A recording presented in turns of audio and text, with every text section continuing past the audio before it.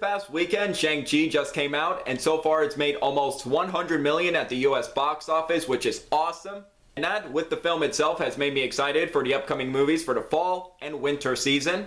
Promising looking movies that I'm really excited for, both a mix of potential Oscar contenders and entertaining looking blockbusters. A few things to say before I get into the list. First, when I was making my rough draft of the list, and then some bad news happened that, unfortunately, ladies and gentlemen, Top Gun Maverick has been through another delay. It was going to come out in November of this year, but it has been moved to May of 2022, which means we have to wait even longer for Top Gun Maverick. Sucks that I have to take it off the list and wait even longer for the film to come out, but my excitement is still intact. There are also two other films that are on my radar that haven't gotten a trailer yet. One I'm interested in is a new Paul Thomas Anderson film with Bradley Cooper in it. I think Paul Thomas Anderson is a fantastic director, excited to see Bradley Cooper in it, but I just need to see a trailer before I get fully excited. And speaking of another film Bradley Cooper is in, Guillermo del Toro's new film Nightmare Alley, not only with Bradley Cooper, but also Cate Blanchett, Rooney Mara, Willem Dafoe, Richard Jenkins, Toni Collette. Excited to see what Del Toro does after his Best Picture winner, The Shape of Water. No trailer yet, but I'm looking forward to seeing it. And let's get into the list. First, I have 4 honorable mentions alphabetically. First one coming out in a few weeks is Dear Evan Hansen. Now, unfortunately, I felt like the trailer showed way too much, but I think this looks like a heartwarming drama. I don't really know that much about the Broadway musical, but what I'm excited for is that this is the same director who directed one of my favorite coming-of-age films, The Perks of Being a Wallflower. I absolutely love that movie. And he also directed Wonder from 2017, which I feel like is an underrated feel-good movie. It's coming out on September 24th. I'm looking forward to it. Next up is The King's Man, the new Kingsman prequel. I love the first Kingsman so much. Second one, was pretty disappointing when compared to the first. I don't know if this one will be as good as the first, but I think it looks better than the second one. I like the cast involved, especially Ralph Fiennes. The action looks exciting. I'm liking the World War I setting. It's coming out around Christmas Day, and I'm excited for it. Next up is the new medieval drama, The Last Duel, from director Ridley Scott, starring Matt Damon, Adam Driver, and Ben Affleck. I'm interested to see what Ridley Scott does with this movie. I love Matt Damon, I love Adam Driver. Jodie Comer, who was also in this movie, who was recently in Free Guy. Sadly, I didn't get a chance to review Free Guy, but I saw it recently. I enjoyed it. And this isn't Ridley Scott's only movie that is coming out for the rest of the year. And finally, The Matrix 4, or The Matrix Resurrections. We are getting a trailer this Thursday. I'm looking forward to seeing it. The first one is one of the greatest sci-fi action films ever made. The sequels weren't as good as the first, definitely disappointing. But I'm curious to see the new trailer for The Matrix 4, and hopefully it'll get me excited. And with those honorable mentions out of the way, let's get into the top 10 list. Coming in at number 10 is Steven Spielberg's new remake of West Side Story. Now, I wasn't sure about a remake of West Side Story until Steven Spielberg was going to direct it, and that got my attention. I'm excited to see how Steven Spielberg does his first musical. And Steven Spielberg is no stranger to remakes since I enjoyed his 2005 remake of War of the Worlds with Tom Cruise. And from what I've heard, he's going to be more adapting the novel of West Side Story and not really remake the classic original film. The teaser trailer for this movie, I thought it looked pretty good. It looks beautifully shot, the dance choreography looks excellent, and I have a feeling Spielberg is going to do a good job with this remake, and I'm looking forward to seeing another trailer someday. At number 9, The Last Duel isn't Ridley Scott's only movie coming out this fall, and his second film after The Last Duel. I'm actually interested in this one more, and that is House of Gucci.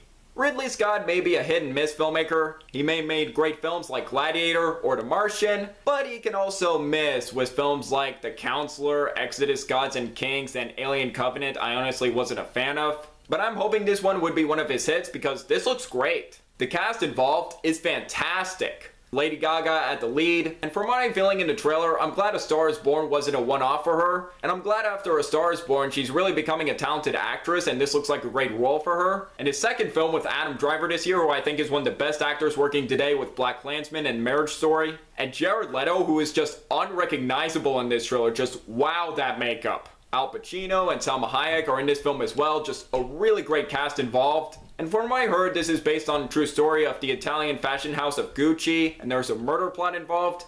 And I thought it was a great trailer. It doesn't really give away a whole lot. I really liked how it's edited. And the trailer, the director, the cast involved has definitely made me excited for this. At number 8 is a new animation film from Disney, and that is Encanto. And I think Disney Animation has been doing good work throughout the years. From Frozen, Wreck-It Ralph, Big Hero 6, Zootopia, Moana, Raya and the Last Dragon. And hopefully this could be another good addition. The story is about this Colombian family who all have superpowers except this one person that doesn't. And I could see this film going for a message like, you are special no matter what powers you have. And hopefully that message will be well executed. And the animation in the teaser trailer, gorgeous looking. Just the attention to detail and how photorealistic it looks.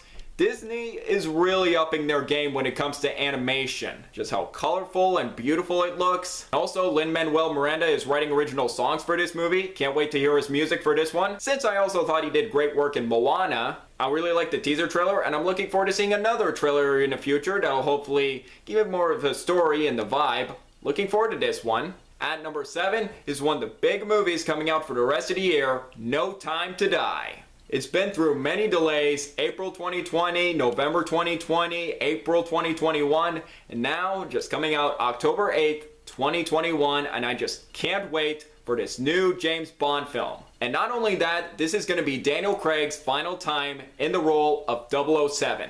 And I think Daniel Craig has been an absolutely fantastic Bond. Him and Sean Connery, rest in peace, are my favorite Bonds, and Casino Royale and Skyfall are my 2 favorite Bond films. Sam Mendes, who directed Skyfall and Spectre, is not directing this one. Instead, we have Cary Joji Fukunaga, and he's come from a smaller background from Beasts of No Nation, that Netflix movie with Idris Elba.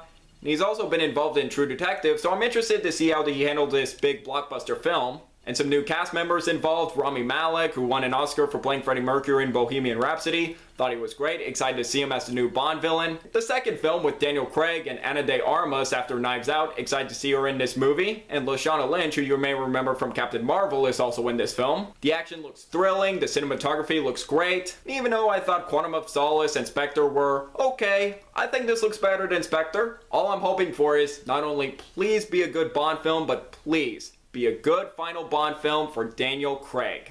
At number 6 is one of the big blockbusters that I can't wait for this November, and that is Ghostbusters Afterlife.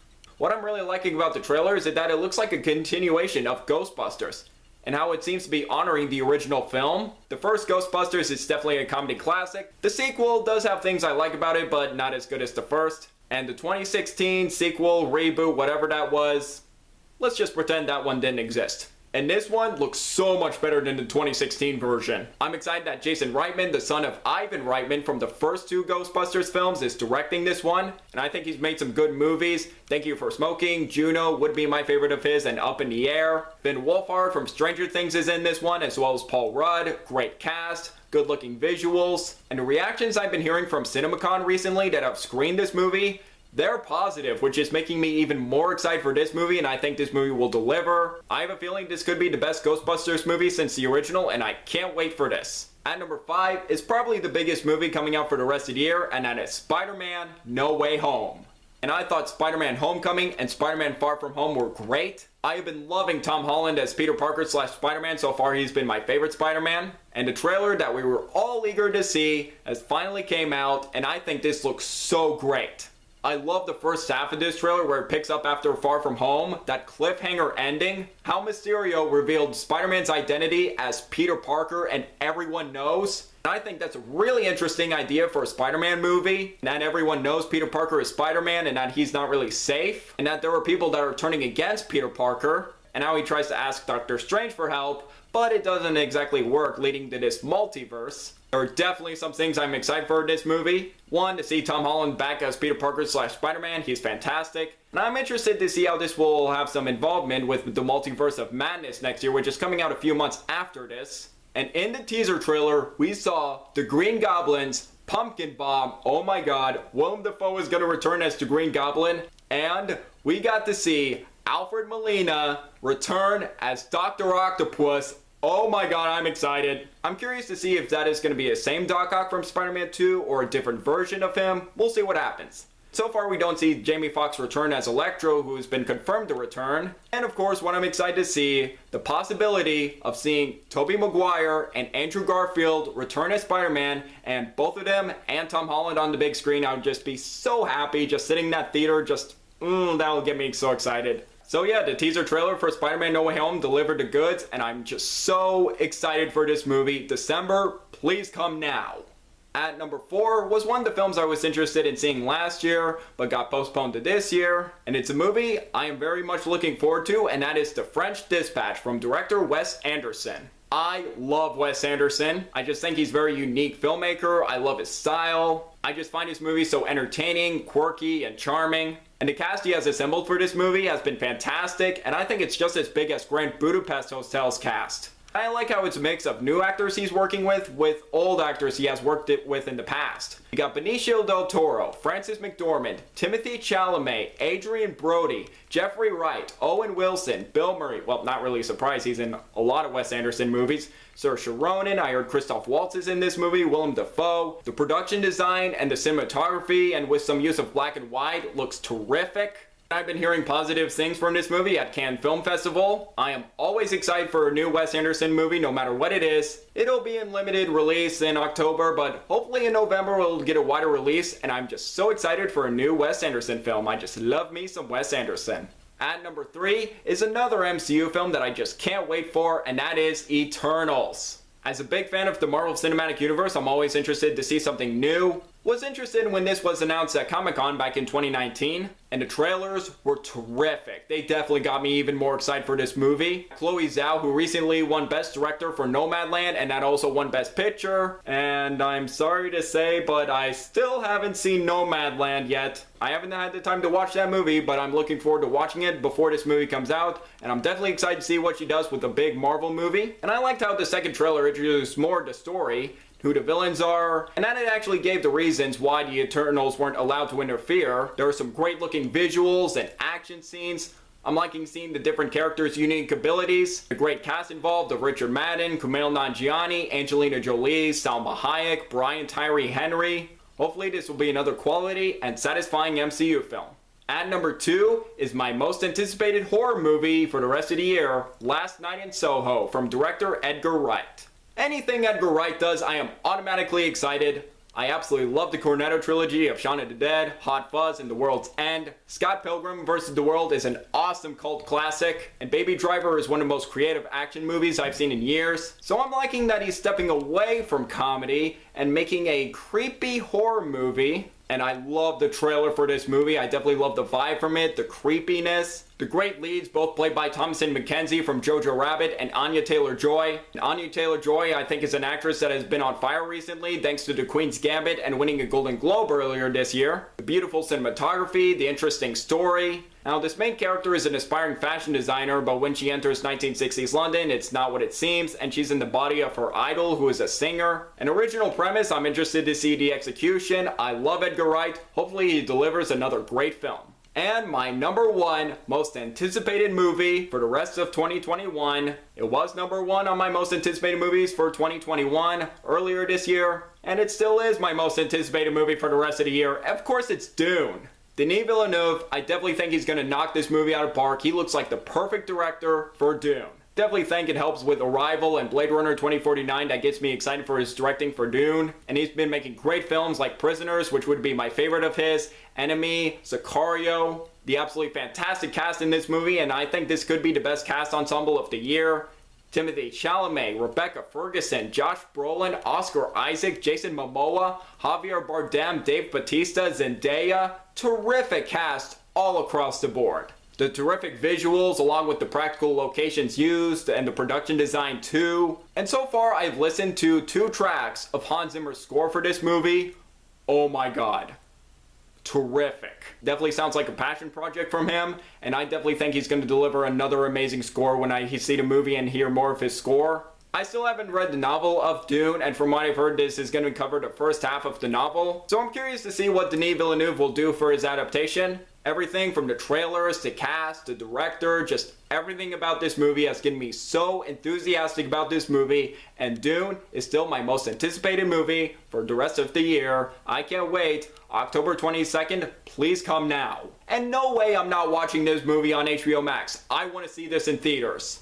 And those are my most anticipated movies for the rest of the year. And quickly, I want to go over some least anticipated films. While not really dreading, just some look fine at the moment. First up is Hotel Transylvania 4. I enjoyed the previous movies, but this one with the trailer, it just doesn't really look all that funny. I'm not really interested in the story. Adam Sandler is not voicing Dracula this time. Genndy Tartakovsky, who I think is a talented animation director, is not directing this one. Sadly, I have the feeling that this could be the weakest Hotel Transylvania movie, and it's going to Amazon Video on October 1st. I don't mind watching it there. Second up, also coming out on October 1st, confirmed recently, Venom Let There Be Carnage. I wasn't a fan of the first Venom movie and wasn't really excited for a sequel.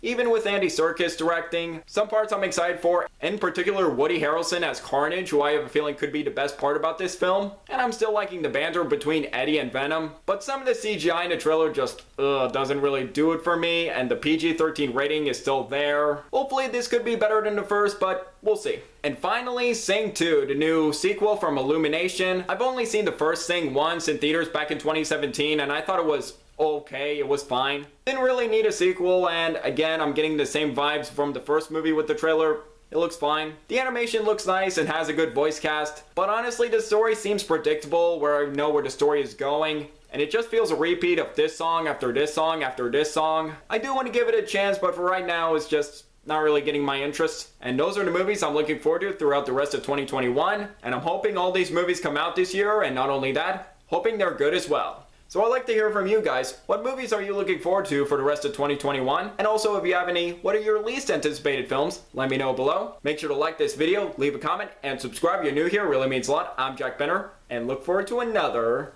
movie review.